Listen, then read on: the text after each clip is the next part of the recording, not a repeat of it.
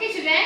Now the next sound in this series, book number 2 is M sound. Okay? What letter is this? M. And the sound of letter M is Now I am going to say the story. Okay? Listen. There is a mother and the children. They are waiting in the dining table. Okay? To have something. When the mother was preparing food, these children, they felt hungry. And they were thinking about tasty food the mama will make, So they felt very hungry. They say like this. They are rubbing their tummy. All rub your tummy and say, We are going to have tasty food.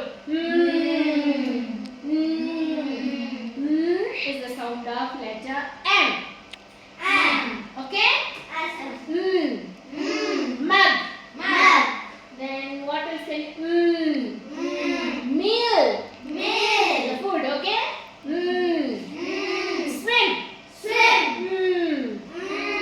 Bump. Now, shall we hear the rhyme? Meal.